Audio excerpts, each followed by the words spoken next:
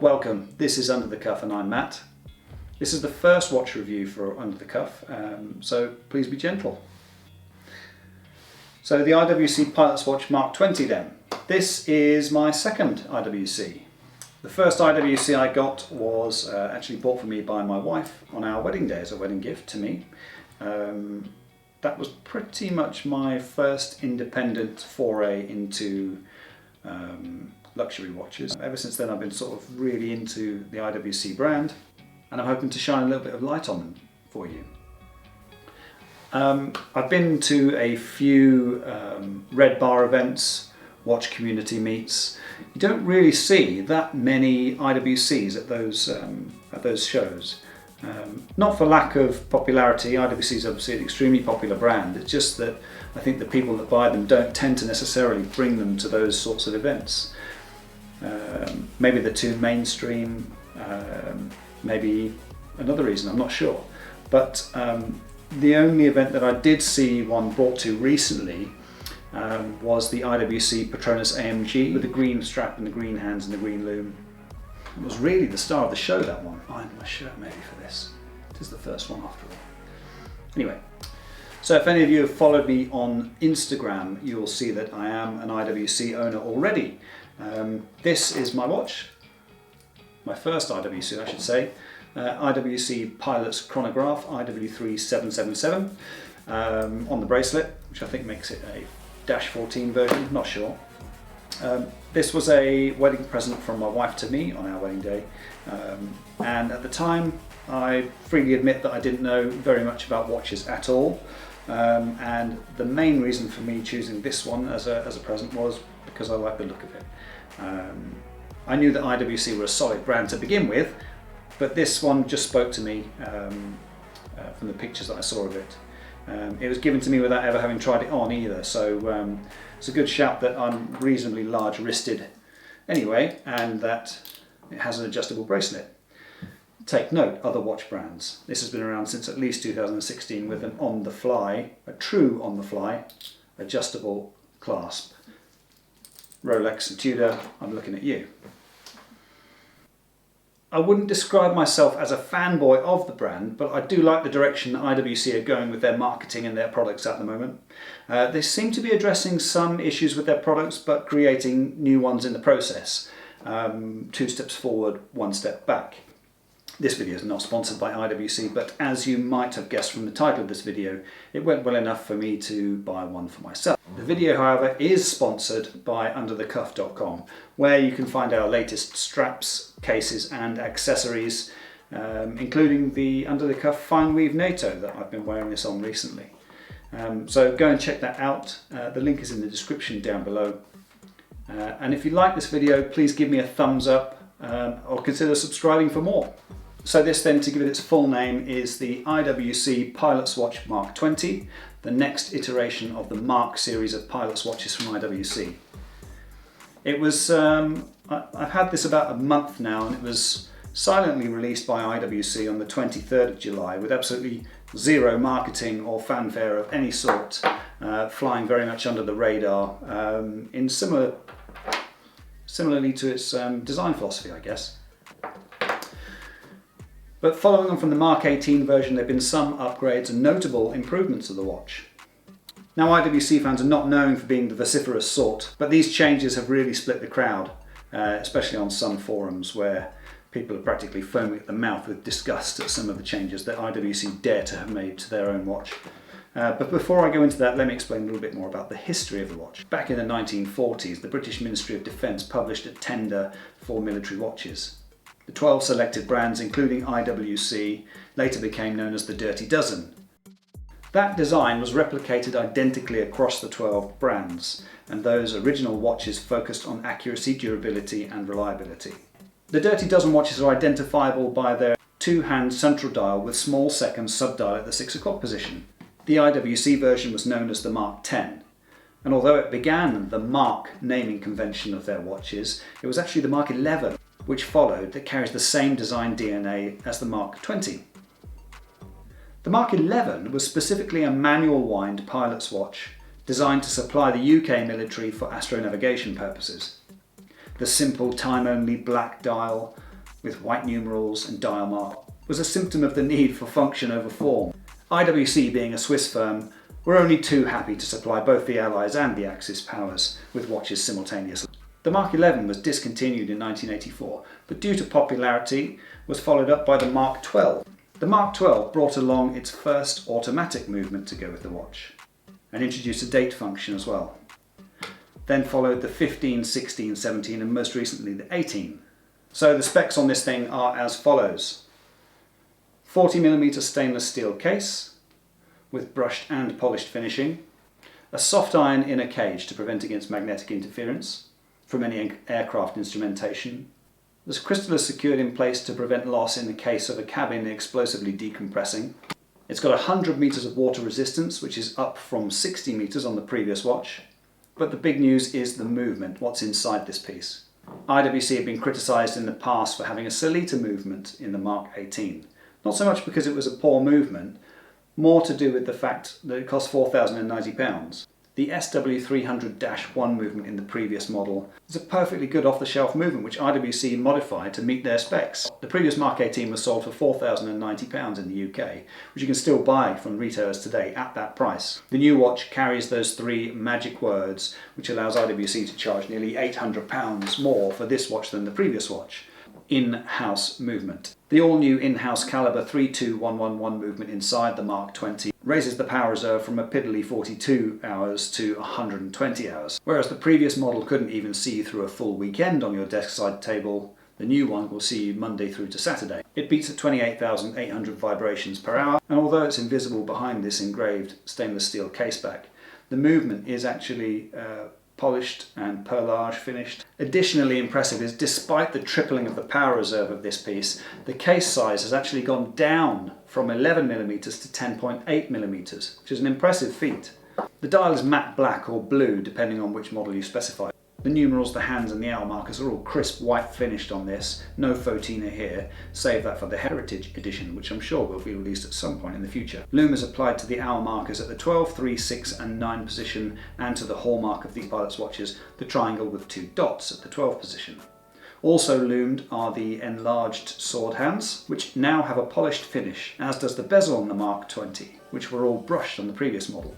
The numerals and the IWC Schaffhausen logo have been reduced in size, and the hour markers, the hour marker battens at 12, 3, 6 and 9 have been lengthened. These subtle tweaks in the design have given the impression that the date window has been pushed closer to the perimeter of the watch, pushed outwards, and more in line with the radius of the numbers, which fixes a problem that was a major criticism of the design of the Mark XVIII, where the date window was sat inboard of the radius of the numbers. It did look peculiar. But now it looks much smarter and more handsome. I don't know whether the new movement has actually allowed that window to be pushed further out, or whether the shrinking of the size of the numbers has just caused an optical illusion to make it look a lot better. Either way, the design is improved. First impressions of this then. It's handsome, really handsome. Loads of people are going to think that the design is either boring or lazy, and that there's no real difference between this and the previous model. You might have a point, but I had the same fears when asking to see the watch. At first glance, there doesn't appear to be much going on in the dial in terms of the design elements, but that's really missing the point.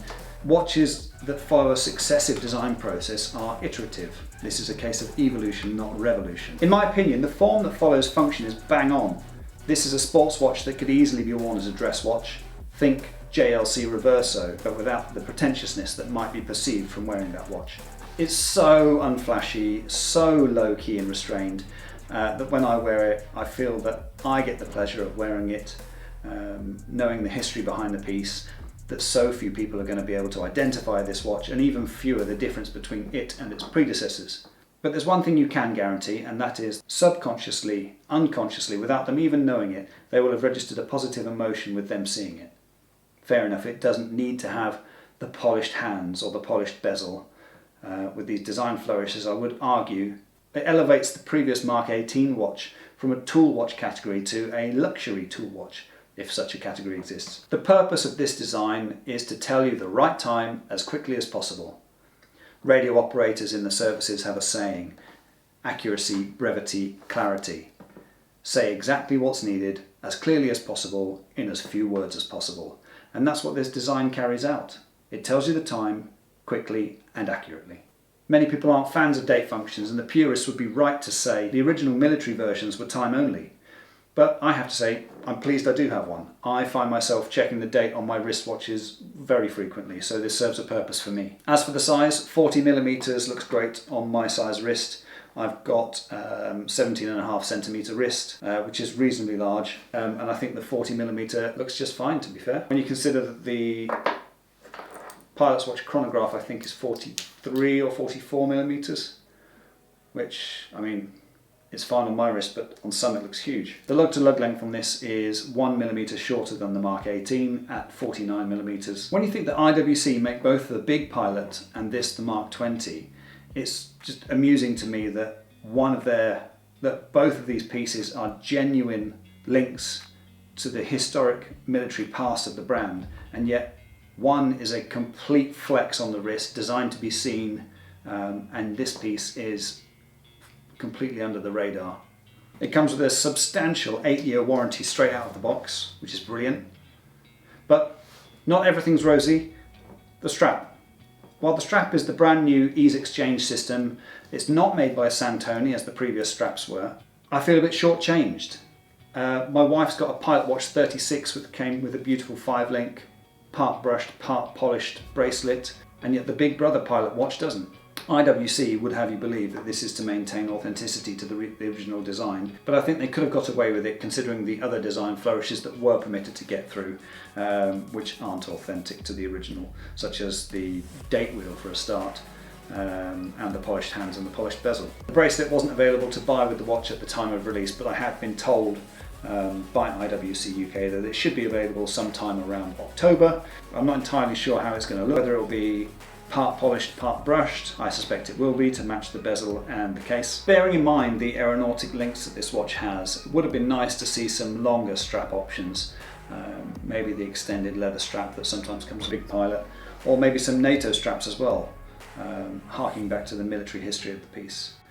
If you're interested in some high quality NATO straps, get yourself over to underthecuff.com and check out what we've got to offer. Our latest straps, the new fine weave NATOs, and of course the new hybrid in white now. I would also like to have seen the loom applied to the remaining numerals going round, rather than just the triangle and the batons at 12, 3, 6 and 9. But I do get that that goes against the original design philosophy. There's no indication either on the IWC website what the accuracy of this movement is. IWC refused to have their movements COSC certified. Their argument is that they can achieve the same levels of accuracy in-house without having to charge the customer for the extra certification. But I guess now it's time to discuss the elephant in the room. Price. This watch is £4,850 on a leather strap. The bracelet's going to be an extra £700 or so. When you think that you can get the awesome Oris Pro Pilot Excalibur 400 with a suspiciously similar 120 hours power reserve and date function, with a full titanium case, full bespoke titanium bracelet for £3,200, it does really make a mockery of the pricing of the IWC. I suspect that the reason there was no launch fanfare at all for the IWC is that they simply couldn't afford to do it, and they spent all their budget marketing the other recent watches like the Mojave Desert, Lake Tahoe and the Woodland Green Pilot's Watch chronograph. It's kind of sad news when I think about it, because those chronographs, as amazing as they are, and having a version myself, are not really the core product. They're probably the biggest sellers that IWC makes, or one of them at least, but the Mark 20 is the original, is the daddy, the closest links back to the original Pilot's watches. And it's had the best series of upgrades in recent years, and yet no trumpeting of its achievements because of some new colours in its sister line. I think if IWC had kept the pricing similar as the outgoing model and included a bracelet, kept the whole package under £5,000, would have been within the boundaries of affordability for many more people who are looking to get into the brand. However, I suppose that theory immediately falls down when you understand that I've already bought one of these, and that those drawbacks weren't enough to put me off. With that said, I would argue that the watch itself is not the whole product. You're buying into the brand, you're buying into the experience you receive on the day, especially if you buy from an authorised IWC boutique, as I did. My experience of the IWC boutique staff is second to none. Forget your Rolex coffee shops, which is about all they can sell you these days. IWC customer service is market leading. If First Direct are the model for banking, IWC have got to be the model for watch sales. So in conclusion then, the Mark XX is better in every way than its predecessor. And now, as a bonus, is a complete strap monster as well. I've had it on rubber straps, I've had it on nylon straps, I've had it on leather straps, I've had it on blue, grey, tan, white. It seems to go with pretty much everything, especially if you get the black dial rather than the blue dial. It's not the best value watch in its segment, but it is probably the best watch in its segment. If you like this video from me, please give me a thumbs up and consider subscribing. Hopefully I can make some more videos like this. And don't forget to touch my bell to receive notifications. I hope to make more videos like this, and your support is truly appreciated. If you want to support the channel and the brand, go over to underthecuff.com now. Take a look at the NATO straps, the new hybrid straps, two-piece straps, accessories and cases that we have available. And don't forget to follow Under the Cuff Official on Instagram. Link is in the description below. See you next time if I haven't completely melted from the heat today. See you next time, I'm Matt.